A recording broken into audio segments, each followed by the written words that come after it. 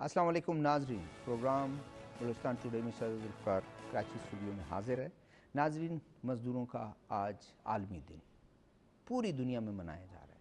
पाकिस्तान के मुख्तलिफ़ शहरों में मज़दूर यूनियंस और मज़दूरों से रिलेटेड वो ऑर्गेनाइजेशन सब ने आज दिन मनाया, सेमिनार किए और एक इज्तिमाई तौर पर जो है इकट्ठे भी हुए और इस चीज़ का इरादा किया कि तमाम मज़दूर जो हैं एक प्लेटफार्म पर इकट्ठे हों अपने हकूक़ के लिए। सदर आसिफ अली ज़रदारी, प्राइम मिनिस्टर मोहम्मद शहबाज शरीफ, दोनों ने मज़दूरों के आलमी दिन पर अपने ख़ुसूसी पैगाम में ये उम्मीद ज़ाहिर की है कि ज़्यादा से ज़्यादा हुकूमत मज़दूरों को हकूक़ और उनकी इज़्ज़त को बरकरार रखेगी, उनकी इज़्ज़त के लिए काम करेगी, उनका जायज़ मकाम जो है उनको देगी।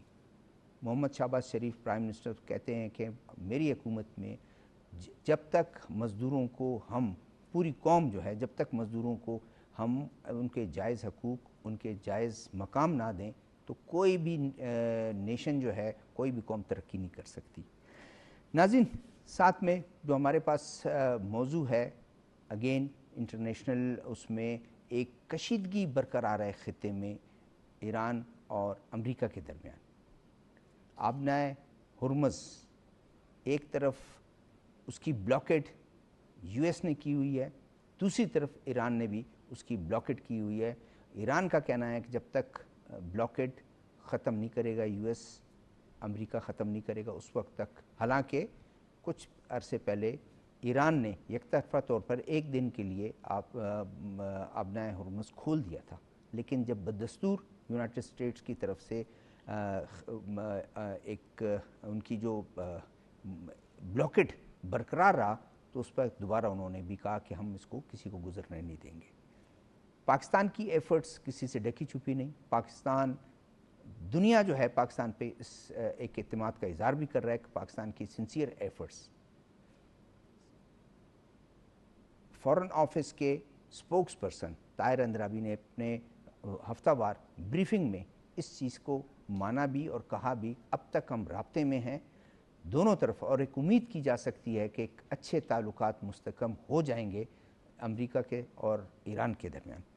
नाज़रीन, एक और ख़बर भी कि वज़ीर-ए-आज़म मोहम्मद शहबाज शरीफ ने पब्लिक और सेक्टर जो है पब्लिक व गुड्स ट्रांसपोर्ट और मोटरसाइकिल सवारों के लिए 1 माह जो सब्सिडी दी गई थी उसको 1 माह में तोसी कर दी गई है ताकि आम आदमी पर बोझ ना पड़े। उसके अलावा प्राइम मिनिस्टर ने एक हाउसिंग स्कीम के पूरे मुल्क में लॉन्च करने की ऐलान किया है और ये आने वाले बजट में तकरीबन 300 अरब के करीब जो है 300 अरब से ये किया जाएगा। ये 20 साल एक कर्ज़ा होगा जो 20 साल में कोई शख्स उसको वापस कर सकेगा। 1 करोड़ तक कर्ज़ा की इसका इजरा होगा। अपने पैनलिस्ट का तारुफ कराता चलूँ। मेरे पहले पैनलिस्ट हैं ब्रिगेडियर सैयद करार हुसैन साहब, डिफेंस एनालिस्ट हैं, राइटर हैं, कॉलमिस्ट हैं। मेरे दूसरे मेहमान हैं काशिफ रज़ा साहब, जर्नलिस्ट हैं, राइटर हैं। मेरे तीसरे मेहमान हैं राजा कामरान, वो भी जर्नलिस्ट हैं। आप सबको खुश आमदीद। ब्रिगेड साहब आपसे ही आगाज़ करूँगा। एक बड़ी अच्छी पाकिस्तान का एक किरदार रहा है। पाकिस्तान ने 2 तकरीबन जो है, पहला तो एक मरहला तय किया, दोनों को सामने बिठाया, उनके नुमाइंदों को, वो आए भी। दूसरे मरहले पर कुछ चीज़ें ऐसी हैं जो एक स्टम्बलिंग ब्लॉक हैं। पाकिस्तान कोशिश कर रहा है कि उसको भी ख़त्म करने की कोशिश करे। ईरानी डेलीगेशन भी आया, लेकिन अमेरिका से डेलीगेशन इसलिए नहीं आया कि शायद ईरानी डेलीगेशन ने कहा हमने अब आप तक जो अपनी ऑब्जर्वेशन है वो हमने पहुंचा दी, तो उस पे काम हो रहा है और मेरे ख्याल में आने वाले वक्त में शायद बेहतरी आए और पाकिस्तान उसमें कामयाब हो। जी, औज़ु बिल्लाहि मिनश्शैतानिर्रजीम, बिस्मिल्लाहिर्रहमानिर्रहीम। आपका पीटीवी का बहुत शुक्रिया। सबसे पहले तो यौम मज़दूर के हवाले से जी बिल्कुल, मैं पूरे दुनिया के और ख़ास तौर पर पाकिस्तान के मेहनत कशों को, मज़दूरों को मुबारकबाद दे रहा हूँ और उनको बता रहा हूँ कि सोसाइटी और पाकिस्तान की गवर्नमेंट उनके हकूक़ के लिए मुसलसल कोशिशें कर रही है। गवर्नमेंट हर साल बढ़ा देती है मिनिमम वेजेस के कम से कम इसकी मज़दूर की तनख्वाह ये होगी अपने ज़ाहिर रिसोर्सेज देखते हुए, اور پھر گورنمنٹ کے جو لیبر ڈپارٹمنٹ کے انسپیکٹرز وغیرہ ہوتے ہیں وہ بھی انشور کرتے ہیں کہ اس کے اوپر جو ہے کام ہوتا رہے. تو میری دعا ہے اللہ تعالیٰ پاکستان کے حالات اور بہتر کرے تاکہ مزدوروں کے باقی مسائل ان کی خوشحالی کے لیے. بہت بہت. اب میں آتا ہوں آپ کے دوسرے سوال کی طرف. دیکھیں ایران ایک بہت پرانی سویلائزیشن ہے اور حضور صلی اللہ علیہ وآلہ وسلم کے دور میں دو ہی سپر پاورز تھیں, ایک رومن امپائر تھی اور ایک ایرانی تھے. جب مسلمان ایران میں آئے تو ساتھ ساتھ انہوں نے جو ایک جہاد کا جذبہ تھا, اللہ اکبر کا جذبہ تھا, وہ بھی اپنایا ہے انہوں نے. اور خاص طور پہ جب انقلاب آیا آج سے تقریباً 45 سال پہلے امام خمینی جب ایران میں آئے تھے تو وہ کہا کرتے تھے اللہ اکبر, نہ روس سپر پاور ہے اور نہ ہی امریکہ سپر پاور ہے. تو وہ ایک جذبہ ایرانی قوم میں آیا اور ایرانی قوم نے ثابت کیا کہ جی واقعی سپر پاور اللہ ہے اور ان کے سامنے جتنی مرضی سپر پاور آ جائے ان کو پرواہ نہیں ہے. دوسری طرف امریکہ ہے, اس کو اپنے ہتھیاروں کا, اپنی پاور کا, اس کو اپنا گھمنڈ ہے. اچھا, امریکہ کے علاوہ ہر انسان کی ایک اپنی پرسنالٹی ہوتی ہے. ٹرمپ کی پرسنالٹی اور ہے, اوباما کی پرسنالٹی اور ہے. ٹرمپ کی پرسنالٹی ہے کہ ایران مکمل طور پہ اعلان کر دے کہ سرنڈر کر رہا ہوں میں, یا دوسرے الفاظ میں شکست تسلیم کر لے. ایران یہ کبھی بھی نہیں کرے گا. پاکستان نے بہت اچھی ایفرٹ کی اور اس وقت ایفرٹ کی جب پوری دنیا رات کے وقت پاکستان کے وقت کے مطابق اور خاص طور پہ ایشیا کے ممالک بالکل جاگ رہے تھے جب ٹرمپ نے کہا تھا اس صفحہ ہستی سے میں سویلائزیشن کو ختم کر دوں گا. اور وہ اس سے چند گھنٹے پہلے وہ ایک بات رک گئی. وہ ایک ایسی بات تھی جس کا کریڈٹ ہمارے وزیر اعظم کو جاتا ہے, جس کا کریڈٹ ہمارے وزیر خارجہ نائب وزیر اعظم اسحاق ڈار صاحب کو جاتا ہے اور ہمارے فیلڈ مارشل کو جاتا ہے. اور اس کے بعد انہوں نے وہ صورتحال پیدا کر دی کہ آج ایران اور امریکہ دونوں کہتے ہیں جی پاکستان بہترین ثالث ہے. تو اس میں تو پوری دنیا مان رہی ہے کہ پاکستان نے وہ کر دکھایا جو شاید کوئی دوسرا ملک ان حالات میں نہ کر پاتا. اب بات آ گیا ڈیڈ لاک کی. جی, ڈیڈ لاک اس لیے ہو رہا ہے کہ ایران یورینیم انریچمنٹ پہ سمجھوتا کرنے کو تیار نہیں ہے. دوسرا, اگر مثال کے طور پہ ابھی سمجھوتا ہو بھی چاہتا ہے کہ تو سارا کے سارا جو میرے پاس یورینیم ہے وہ میں 4 kg سم تھنگ کے برابر ہے, وہ ایک جگہ پہ نہیں ہے, وہ مختلف جگہ پہ انہوں نے سٹور کیا تھا. اور جب ایران کے ان علاقوں پہ جہاں پہ امریکہ کو اسرائیل کو شک تھا کہ یہاں پہ انہوں نے یورینیم رکھا ہوا ہے تو وہاں پہ جب بمباری کی گئی بہت انڈر گراؤنڈ کافی وہ اس میں وہ رہے. یہی بات میں کاشف صاحب سے پوچھتا ہوں. کاشف صاحب, آپ پاکستان کی ایفرٹ اور خاص کر آپ یہ دیکھیں کہ کیا کون سی ایسی چیزیں ہیں کہ جو اس وقت وجہ تنازع بنی ہوئی ہیں کہ فلیکسیبلٹی دونوں طرف سے نہیں ہے. پاکستان حالانکہ بہت کوشش کر رہا ہے کہ چلیں یہ نہیں یہ نہیں یہ امن کے لیے. وہ میرا خیال ہے جو بیسک سٹمبلنگ بلاک ہے وہ ٹرمپ, اصل میں ٹرمپ نے جب اپنے پہلے دور حکومت میں اوباما سے ان کی جو ایٹمی ڈیل ہوئی تھی ایران کی اس کو ابالش کر دیا تھا. تو اب ٹرمپ کبھی کسی صورت یہ نہیں چاہے گا کہ کوئی ایسی ڈیل ایران کے ساتھ ہو جو اوباما کے ساتھ ایران کی ہونے والی ڈیل سے کمتر ہو, کیونکہ اگر کوئی ایسی ڈیل پر ٹرمپ راضی ہو جاتا ہے جس میں ایران کو کچھ نہ کچھ فائدہ ہوتا ہے تو پھر وہ جو وہاں کے ڈیموکریٹس ہیں جو نیکسٹ الیکشن بھی آنے والے ہیں مڈ ٹرم الیکشن, تو وہ تو اپنی کیمپین کا اس کو حصہ بنائیں گے کہ دیکھو اوباما نے اتنا اچھا معاہدہ کیا تھا, اس نے اس سے بھی برا معاہدہ کر کے آ گیا.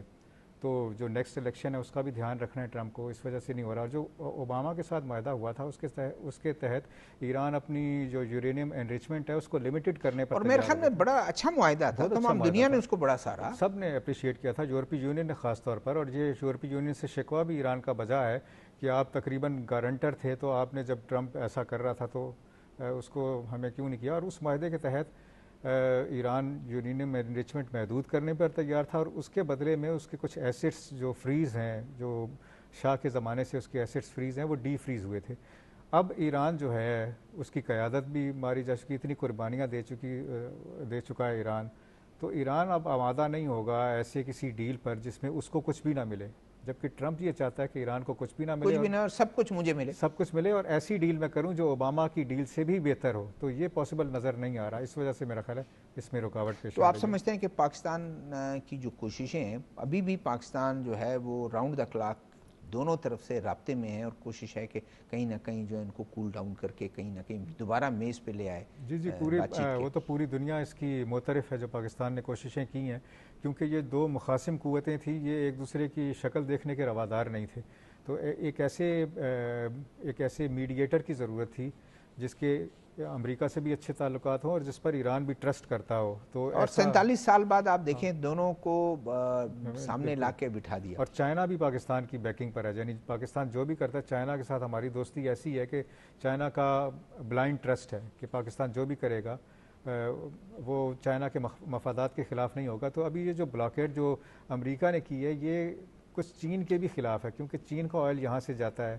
تو چین بھی یہ چاہے گا کہ یہ بلاکیڈ دونوں طرف سے کھل جائے، کیونکہ جو چائنا کا آئل ہے وہ آبنائے ملکہ جو ہے ملائیشیا انڈونیشیا کے درمیان، وہاں پر بھی اس کو خدشات ہیں چائنا کو کہ امریکہ کبھی مستقبل میں اس اسٹریٹ کو بھی بند کرنے کی کوشش کرے گا. اس لیے وہ کوشش یہ کرے گا. اور ویسے اس نے فیوچر کی بھی منصوبہ بندی کی ہوئی ہے کہ آئل کے علاوہ جو دوسرے انرجی سورسز ہیں جیسے بیٹریز ہیں. ابھی تو یہ جو وار ہوئی ہے اس کے بعد تو میرے خیال میں دنیا کو نئے جو ہے وہ لیسنز جو ہیں وہ سکھائے گی. راجہ کامران صاحب، ایک طرف بلاکیڈ ہے امریکہ کا، ایک طرف ہے ایران کا. ایران بھی میرے خیال میں یہ کہہ رہے ہیں، تو کیا آپ پاسبلٹیز دیکھتے ہیں آگے؟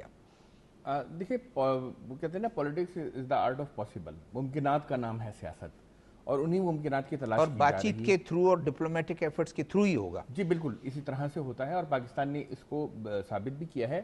اور یہ پاکستان کی ہسٹری رہی ہے کہ پاکستان نے ڈپلومیٹیکلی بہت ڈیفیکلٹ ریلیشنز کو مینٹین کیا ہے. چین اور امریکہ کی جو ہینری کسنجر کی ملاقات ہوئی تھی، چائنا کا جو کانٹیکٹ کروایا تھا، وہ پاکستان نے ایک بڑا ڈپلومیٹکلی کام کیا تھا. اسی طرح سے دیکھیں کہ پاکستان نے ہمیشہ ایران، سعودی عرب، چین، امریکہ اس طرح کے ڈیفیکلٹ ریلیشن کو بڑا اچھے طریقے سے مینیج کیا ہے. اور پاکستان نے خود کو کسی ایک باسکٹ میں ڈالنے کی کوشش نہیں کی ہے. اب اس پوری صورتحال میں ہم یہ دیکھ رہے ہیں، دیکھیں یہ جو اسٹریٹ آف ہارمز بند ہے، اس سے دنیا کو مختلف قسم کی کرائسس کا سامنا ہے، جس میں ایک سب سے بڑا کرائسس انرجی کرائسس ہے. اگر ہم دیکھیں کہ انڈیا میں جو ایل پی جی کی شارٹیج ہوئی ہے یا اس کی قیمت مہنگی ہوئی ہے، تو وہاں پہ ڈی اربنائزیشن کا ایک عمل شروع ہوا ہے. لوگ اپنے گاؤں دیہات واپس جا رہے ہیں، لوگوں کو کھانا پکانے کے لیے شہروں میں دستیاب نہیں ہے. ایک تو وہ بہت بڑا مسئلہ ہوا ہے. اس کے علاوہ ہم دیکھ رہے ہیں کہ جیسے انڈیا ہے اور سری لنکا ہے اور افریقن کنٹریز ہیں، وہ مصنوعی کھاد جو ان علاقوں میں تھی، وہاں سے جو کیمیاوی کھاد جاتی تھی اس کے ذریعے جو ہے وہاں پہ بہت بڑے پیمانے پر کاشت ہوا کرتی تھی. تو نہ صرف یہ توانائی کا بحران ہے بلکہ یہ آگے چل کے ایک فوڈ کرائسس کو بھی جنم دے چکا ہے. صرف اس کا مطلب ایران سفر نہیں کر رہا، ایران کے ساتھ تو پوری دنیا اس میں لپیٹ میں ہے. جی بالکل پوری دنیا لپیٹ میں ہے. آپ دیکھیے کہ جو خلیجی ملک ہیں ان کی تجارت بالکل بند ہے. ابھی چونکہ اس وقت سیز فائر ہے تو ایئر ٹریفک کھلا ہے. کل میں آیاٹا کی فگرز دیکھ رہا تھا، دنیا میں پوری دنیا میں جو ہے ایئر ٹریول جو ہے اور ایئر ٹریفک ترقی کر رہا ہے. صرف 56% جو ہے یہ ہمارے اس ریجن میں آ کر جو ہے ایئر ٹریفک ڈاؤن ہوا ہے صرف مارچ کے مہینے میں. تو ہم یہ دیکھ رہے ہیں کہ اس سے جو ہے جو سفرنگ ہے، ہمیں سفرنگ نظر آ رہی ہے کرائسس انرجی کی اور فوڈ کی. پاکستان تو کوشش کر رہا ہے، ایشیا سے لے کے افریقہ تک. پاکستان تو کوشش کر رہا ہے. یہ تو ایل این جی تو پھر ایک ایشیا سے لے کے افریقہ تک میں پاکستان کے جو ایفرٹس ہیں اس کو اسی وجہ سے پوری دنیا بہت سراہ رہی ہے. یورپ ہے وہ بھی متاثر ہے، افریقہ ہے وہ متاثر ہے، پاکستان اور ایشیا ہے وہ متاثر ہے، سب اس کے اسٹریٹ آف ہارمز کے بند ہونے کی وجہ سے. تو سب چاہتے ہیں کہ یہ کھلے. اب دیکھیے کہ کون سا ایسا ملک ہے کہ جس پر دونوں کا اعتماد ہے، وہ پاکستان ہے. اور پاکستان نے اپنے آپ کو ثابت کیا ہے. جیسے میں نے آپ کو کہا کہ انڈیا، ہم دیکھیں کہ 9 مئی کے بعد، 9 مئی ابھی آنے والا، ہم مئی میں داخل ہو گئے ہیں، جو انڈیا نے پاکستان پر 6 مئی کو اٹیک کیا تھا، اس کے بعد پاکستان نے جو اپنا ملٹری اسٹرینتھ شو کیا، اس کے بعد پاکستان کو جو جیو پولیٹیکل پروفائل ہے، ڈپلومیٹک جی پاکستان کو جو ڈپلومیٹک پروفائل ہے وہ بہت اپ ہوا ہے. پاکستان کا ملٹری پروفائل بہت اپ ہوا ہے. اور اسی پروفائل کا نتیجہ ہے کہ آج پاکستان پر امریکہ کا بھی اعتماد ہے، پاکستان پر ایران کا بھی اعتماد ہے، پاکستان سعودی عرب کا بھی اعتماد ہے، اور دیگر تمام ممالک کا اعتماد ہے. اس طرح چین کا بھی اعتماد ہے اور یورپ کا بھی اعتماد ہے.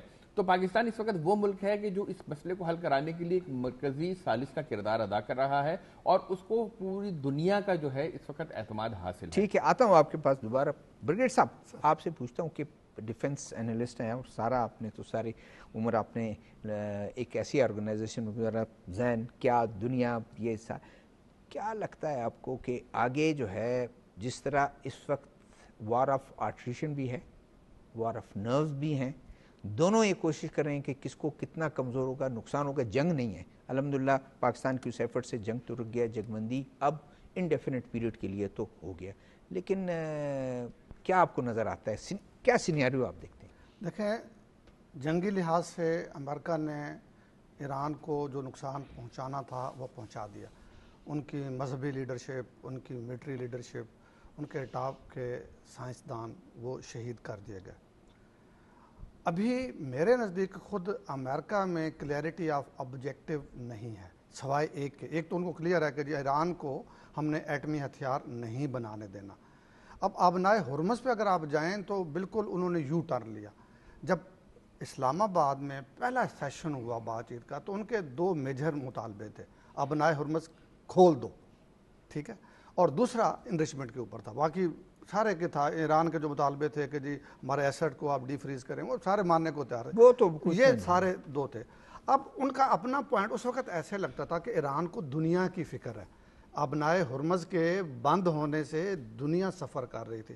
پاکستان جیسے غریب ممالک سفر کر رہے تھے, ابھی تو امیر ممالک بھی سفر کر رہے ہیں, پرابلم ہو رہا ہے.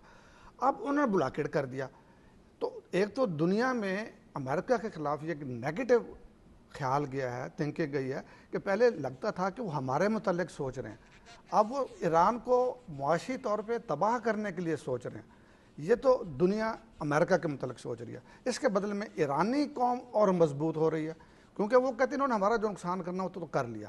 اب آپ نے دیکھا جس رات کو ٹرمپ نے کہا تھا ایک سویلائزیشن کو میں صفحہ ہستی سے مٹا دوں گا, تو ایرانی قوم باہر ان پلوں پہ آ گئی تھی, ان بلڈنگز پہ آ گئی تھی جن کے متعلق ان کو خطرہ تھا کہ یہاں پہ بمبنگ ہوگی.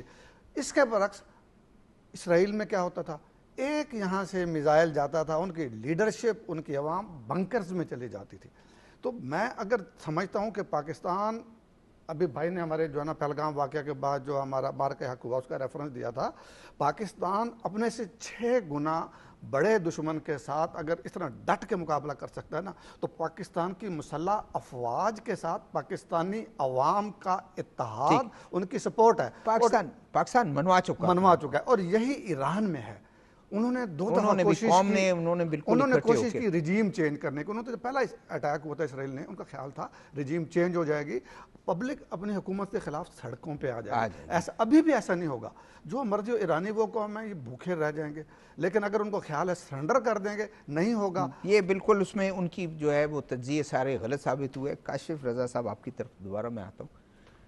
ایک طرف تو وہ کہتا ہے کہ امریکہ کہتا ہے کہ آپ نے ایٹم بم بنانا نہیں ہے, دوسری طرف اسرائیل کی طرف تو ہم نظر ہی نہیں جاتی جس نے کہتے ہیں بنا لیا. تو دنیا میں یہ ٹرینڈ تو زیادہ ہوگا, لوگ ایٹم بم کی طرف جائیں گے اگر یہ بالکل وہ چیزیں لاپ سائڈڈ چیزیں گئیں. جی بالکل. یہ جو 5 جن ملکوں نے شروع میں ایٹم بم بنا لیا تھا, تو ان کے درمیان ایک اتفاقی رائے یہی تھا کہ دوسرے ملک یہ نہیں بنائیں گے. لیکن ہم نے یہ دیکھا کہ 60s اور 70s میں اسرائیل نے ایٹم بم بنا لیا.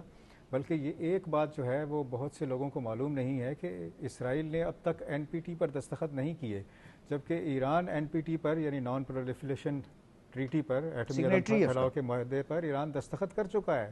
یعنی ایران اس بات کا معاہدہ کر چکا ہے کہ وہ ایٹم بم نہیں بنائے گا. اور جو شہید ہو گئے جو جی سپریم لیڈر نے تو کہا, انہوں نے بھی کہا تھا کہ ایٹم بم نہیں بنائے گی. اب وہ شہید ہو چکے, تو اب یہ فتویٰ واپس ہو سکتا ہے. دوسری چیز یہ کہ 2 اور ایسے ملک تھے جن کے پاس ایٹمی صلاحیت تھی. جنوبی افریقہ کی جو وائٹ سپریمیسسٹ سرکار تھی, سفید فام جو حکومت تھی, ان کے پاس تھا, وہ نیلسن منڈیلا نے ختم کر دیا. یوکرین کے پاس بھی ایٹمی طاقت موجود تھی. یوکرین کو گارنٹیز دیں یورپ نے, امریکہ نے, کہ آپ اپنا ایٹمی پروگرام فنش کر دیں, اپنا جو بھی ایٹمی اثاثے ہیں وہ ختم کر دیں, آپ کی تحفظ کی ضمانت ہم دیتے ہیں. انہوں نے ختم کر دیا, ان کو تحفظ نہیں ملا.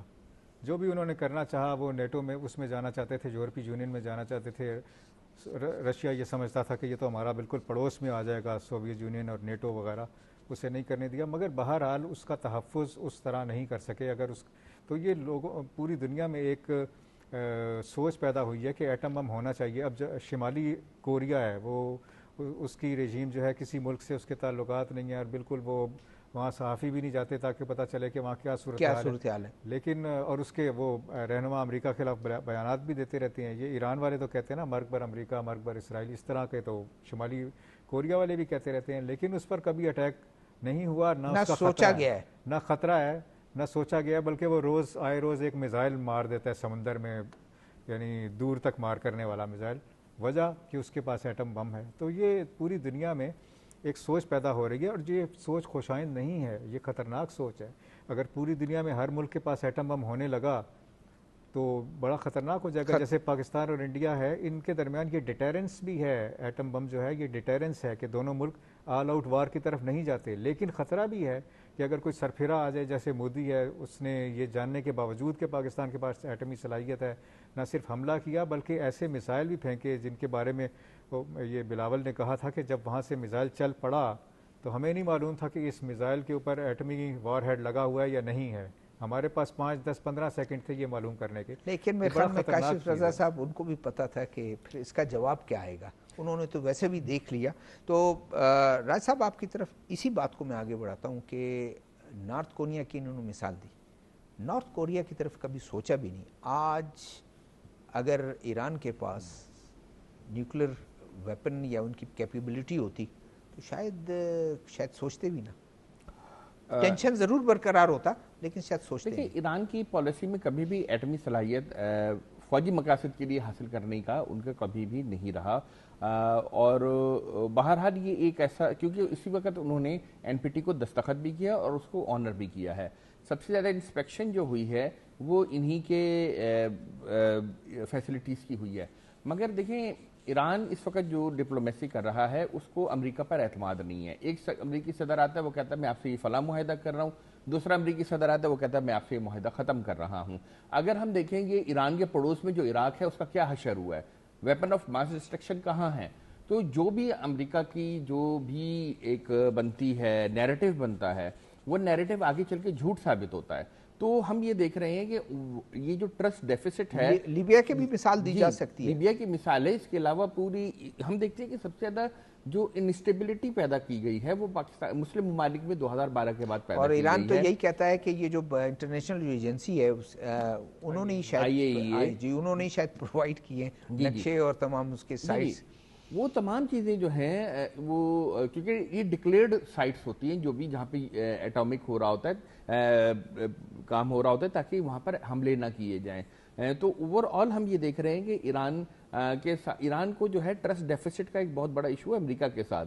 तो वो ये चाहता है कि एक ऐसा मुआहिदा हो जिसमें गारंटी जो है अमेरिकी सदर ना हो, जिसकी गारंटी यूरोप की ना हो, जिसकी गारंटी यूनाइटेड नेशन की हो, सलामती कौंसिल की हो। जहाँ पर जो है उस कुछ ऐसे हैं कि वहाँ पर वो चाहता है कि वहाँ उस गारंटी हो ताकि वहाँ पर किसी चीज़ को हटाए और एक तरफा तौर पर कोई एक दिन उठे और कहे कि जी मैं एक तरफा तौर पर मुआहिदे को नहीं मानता। तो इस चीज़ पर ईरान चाह रहा है कि अमेरिका को लाया जाए। और ईरान की देखें, ईरान पहले ही सैंक्शन कंट्री था, उसके ऊपर पहले ही पाबंदियाँ थी, वहाँ पे पहले ही जो भी उनकी महंगाई की हालत थी वो सबके सामने है। हाँ, तो ईरान को कह रहा है कि हमें इससे फ़र्क नहीं पड़ता। मगर इस वक्त जो सफरिंग है वो भी जो गल्फ़ के ममालिक हैं उनकी है। एयरफील्ड खुलने से, एयर ट्रांसपोर्ट खुलने से थोड़े रिलीफ आया है, और गल्फ़ ममालिक पे डिपेंडेंट, एनर्जी पे डिपेंडेंट जो कंट्रीज़ थी उनकी है। देखिए, हम पाकिस्तान में बड़े ब्लेस्ड हैं कि हमारे पास पाइप गैस आती है, ठीक है। जो मुल्क एलपीजी पर मुनहसिर थे वहाँ पे तो बहुत ज़्यादा मुतासिर हैं। इंडिया बहुत ज़्यादा मुतासिर है, फिलिपीन बहुत ज़्यादा मुतासिर है, उनका टूरिज्म बहुत ज़्यादा मुतासिर है, उनकी ओवरऑल इंडस्ट्रीज़ बंद हो रही हैं, उनका लेबर, आज हम लेबर डे पर जो बात कर रहे हैं, उनकी लेबर बहुत ज़्यादा मुतासिर हो रही है। तो इस पूरे कॉन्फ्लिक्ट जितना ये प्रोलॉन्ग हो रहा है, इससे हमारे पूरे 3 बड़े आज़मों का जो जीडीपी है वो मुतासिर होगा, इसमें एशिया, यूरोप और अफ्रीका शामिल। ठीक है, टाइम बिल्कुल हमारे पास शॉर्ट है। हम ब्रिगेड साहब आपकी तरफ आते हैं। एक बड़ा अच्छा گورنمنٹ کی طرف سے مشکلات اپنی جگہ مشکلات تو ہیں، لیکن میرے خیال میں گورنمنٹ نے سب یہ سوچ رہے تھے کہ شاید اس دفعہ 20 روپے پیٹرول بڑھ جائے، دوبارہ 6 روپے بڑھایا، انٹرنیشنل مارکیٹ میں بھی کافی ہوا ہے، ڈالر کہاں پہنچ گیا اس کی پر بیرل کی، تو ایک مہینے سبسڈی کی دوبارہ سے بڑھا دی ہے تاکہ قیمتیں کنٹرول میں رہیں۔ اب ڈیپینڈ تو کرتا ہے ٹرانسپورٹرز پہ، وہ بھی اس چیز کو دیکھیں اور لوگوں کو ریلیف دیں، حکومت کا ساتھ دیں۔ آپ نے بالکل صحیح فرمایا شہزادہ ذوالفقار صاحب کہ گورنمنٹ اپنے محدود وسائل کے باوجود عوام کو سہولت دینے کی پوری کوشش کر رہی ہے۔ آپ نے شروع میں اس کے علاوہ سبسڈی جو دی تھی اس کو برقرار رکھنے کی جو اعلان کیا ہے، اس سے پہلے 2 مرتبہ ایسے ہوا کہ وزیر اعظم صاحب کو سفارشات پیش کی گئیں جو پیٹرول کی ڈیزل کی بہت زیادہ قیمتیں بڑھانے کی، لیکن انہوں نے ایک دفعہ نہیں بڑھائیں، ایک دفعہ بہت کم بڑھائیں، اور اس سے بھی جو ایک بہت مزے کا آپ نے جو شروع میں بولا تھا وہ وزیر اعظم آشیانہ اسکیم کا بولا تھا، وہ آپ نے دیکھا جب سے ہم نے ہوش سنبھالا ہے، بھٹو کا بھی روٹی کپڑا اور مکان نعرہ تھا، اور کسی بھی غریب آدمی کی سب سے بڑی جو ضرورت ہوتی نا بدن پہ پہننے کے لیے کپڑا، پی ٹی آئی نے بھی کہا تھا کہ اتنے گھر وزیر اعظم نے بنائے تھے، تو اس کے لیے جو ابھی نئی اسکیم وزیر اعظم آشیانہ اسکیم شروع کیا ہے، بڑی لمٹ دی ہے کیونکہ پراپرٹی قیمتیں بڑھ گئی ہیں، 1 کروڑ تک کا وہ لون دینے کو تیار ہیں اور ایک بہت بڑی اماؤنٹ رکھی ہے، تو میرے خیال یہ ایک بہت اچھا قدم ہے جو ہماری حکومت نے، ہمارے وزیر اعظم صاحب نے اٹھایا ہے، تو ہم اس کو بہت اپریشیٹ کرتے ہیں، اور ان لوگوں کو بھی جو ہمارے پراپرٹی کو لوگ ڈیل کرتے ہیں کہ خدا کے لیے اس کے ریٹس کو ایسے رکھیں کہ غریب آدمی ان گھروں کو لے سکے۔ یہ اتنے بڑے لون نہیں ہیں کہ ایک آدمی بنگلے بنائے گا، چھوٹے چھوٹے گھر ہیں لوگوں کے، تو چھوٹے چھوٹے گھروں کے لیے فیسیلیٹیٹ کریں۔ بینکوں سے ریکویسٹ کروں گا جو قرضے کے لیے اپلائی کرتا ہے ان کو فیسیلیٹیٹ کریں، جلد سے جلد ان کو قرضہ دیں، لوگوں کی اپنی چھت ہو۔ ٹھیک ہے کاشف رضا صاحب، ایک تو ساتھ میں یہ انڈسٹری پچھلے کافی عرصے سے بالکل اسٹیگننسی کا شکار تھی جو کنسٹرکشن کا تھا، اس سے کم از کم یہ ہوگا کہ ایک دوبارہ سے ان کو وہ ملے گا اور دوبارہ سے وہ اپنے پاؤں پر کھڑا ہونے کی کوشش کریں گے۔ جی یہ کنسٹرکشن انڈسٹری کے بارے میں کہا جاتا ہے کہ یہ ایک انڈسٹری چلنے سے کوئی 20-22 اور انڈسٹریز چل پڑتی ہیں، تو یہ تو بڑا خوش آئند ہے۔ اس میں خدشہ ایک یہ ہے کہ پاکستان میں جو پراپرٹی سیکٹر ہے اس میں سٹے بازی بہت ہے۔ خدشہ یہ ہے کہ یہ جو قرضوں کی اسکیم کا اعلان کیا گیا ہے، تو اگر اس میں 5% شرح سود پر قرضے دینے کا اعلان کیا گیا تو جو امیر اور بااثر لوگ ہیں وہ یہ قرضے اٹھا کے دوسرے کاروباروں میں لگا دیں گے، یا جو پراپرٹی مارکیٹ ہے اس میں سٹا کرنا شروع کر دیں گے، یعنی ایسی زمینیں اور ایسے فلیٹ اور ایسے پلاٹ خریدنا شروع کر دیں گے جس میں انہیں خود نہیں رہنا ہوگا، انویسٹمنٹ کے پرپس سے خریدنا شروع کر دیں گے۔ ضرورت اس بات کی ہے کہ یہ جو لوگ جن کے پاس گھر نہیں ہیں پہلے سے، وہ اس سے زیادہ فائدہ اٹھائیں تاکہ ان کو یہ جو شہروں میں بہت زیادہ مسئلہ ہے، بڑے شہروں میں ہاؤسنگ کا بہت زیادہ مسئلہ ہے، وہ حل ہو سکے۔ اس وقت صورتحال یہ ہے کہ بہت زیادہ گھر بنے ہوئے ہیں شہروں میں جن میں کوئی بھی نہیں رہتا، وہ بنا کے صرف چھوڑ دیے گئے۔ میں ایک دفعہ میرپور آزاد کشمیر گیا تو وہاں پتہ چلا کہ جہاں تو بہت بڑی بڑی کوٹھیاں بنائی جا چکی ہیں جو کہ اندر سے خالی ہیں، تو جو لوگ جن کو ریئل ضرورت ہے زندگی گزارنے کے لیے، ان کے لیے اس اسکیم کا فائدہ ان کو ہونا چاہیے، بس یہ ہے میرا۔ ٹھیک ہے دوسرا پیٹرول کے بارے میں کہوں گا کہ یہ جو سبسڈی ہے اس کا مقصد بنیادی یہ ہے کہ سبسڈائز غریب کو کیا جائے۔ یہ جو پیٹرول پر حکومت سبسڈی دیتی رہی ہے یہ بالکل غلط اقدام تھا، اس اکراس دا بورڈ سبسڈی نہیں ہونی چاہیے، یعنی ایک پجارو والا پراڈو والا جو ہے وہ بھی اگر سبسڈائزڈ آئل خرید رہا ہے، نہیں کوشش تو انہوں نے یہ کی نا کہ جو موٹر سائیکل سوار ہے ان کو یہ بہت پہلے ہو جانا چاہیے تھا، لیکن 1 مہینے پہلے کیا، اب اس کو ایکسٹینڈ کیا۔ یہ مقصد یہ ہے کہ غریب کو چلیں ٹائم کم ہے ہمارے پاس۔ راجہ کمران صاحب آپ کی طرف آتا ہوں، بڑی اچھی انہوں نے بات کی، جو بات یہ کر رہے ہیں کہ عام آدمی جو ہے جس کے لیے ایک اس کی شروع کی جاتی ہے، ایک ان کو ریلیف دینے کے لیے بڑے لوگ آ جاتے ہیں۔ بلوچستان میں بھی انہوں نے گورنمنٹ نے، وفاقی حکومت نے کہا کہ عام آدمی کو جو ایرانی پیٹرول ہے وہ ان کو کہا کہ وہ اپنے روزگار میں رہیں، اور سارا بڑے بڑے سینیٹرز یہ ہیں وہ ایم این ایز اور وہ سارا کچھ وہ فائدہ اس کو اٹھا رہے ہیں۔ بہرحال عام آدمی جو ہے کم از کم گورنمنٹ کیا ایسے کام کرے کہ جس میں عام آدمی تک جائے، دوسرے سے فائدہ نہ اٹھائے؟ دیکھیے پاکستان میں جو شہر ہیں وہ سیچوریٹ ہو گئی ہیں ان کی آبادیاں۔ میں یہ سمجھتا ہوں کہ حکومت کو یہ گھروں کی اسکیم بہت اچھی ہے، مگر اس کے ساتھ ساتھ حکومت کو یہ چاہیے کہ نئے شہروں کو آباد کرے۔ پاکستان میں 4 صوبے ہیں، 4 صوبوں میں کم از کم ایک نیا شہر جو ہے جس کو اسکریچ سے آزاد کشمیر اور گلگت بلتستان بھی اس کو جی بھی جی آپ وہاں پر بھی کریں، مگر وہاں پہ جو ہے نا اتنی بڑی اربنائزیشن نہیں ہو سکتی جتنی اربنائزیشن ہمارے پاس بلوچستان میں ہو سکتی ہے، سندھ میں جو ساحلی پٹی ہے وہاں پر ہو سکتی ہے، پنجاب کے جو بارانی علاقے ہیں وہاں پہ اربنائزیشن ہو سکتی ہے. تو ہمیں اپنی جو اربنائزیشن ہے اس کی ایک کمپلیٹ کمپریہنسو پلاننگ کرنی چاہیے، اور اس میں کم از کم 4 سے 5 شہر پاکستان میں مزید ایسے آباد کرنے چاہیے جس کے ساتھ انڈسٹری ہو، سروسز سیکٹر ہو، اور اس کی ارد گرد جو ہے وہ تمام کی تمام ہم آبادی کو ڈائیورٹ کریں. اگر ہم یہیں پر کراچی میں ہی یا لاہور میں، فیصل آباد میں ہی گھروں پر ہی انویسٹ کرنے لگیں گے تو وہاں سے ایک تو یہ ہے کہ پراپرٹی کی قیمت بہت زیادہ ہو جائے گی جو نان پروڈکٹیو ہے. دوسری بات یہ ہے کہ ہمارے پاس جو سیچوریشن ہے سڑکوں پر اور اس پر بہت زیادہ آ جائے گا. یہ ایک بہت اچھی اسکیم ہے. اس کے لیے جو ہے آپ کو اپنی ان جو روایتی مارکیٹس ہیں اس سے نکل کے نئی مارکیٹس کو پراپرٹی کی کریٹ کرنا ہوگا. آپ کو دیہات میں جو ہے سب سے زیادہ، جیسے جو پنجاب حکومت کی اسکیم ہے یا سندھ میں ہے، وہاں پہ دیہات میں گھر بنائے جا رہے ہیں لوگوں کو قرضے دے کر. وہ ایک بہت اچھی اسکیم ہے.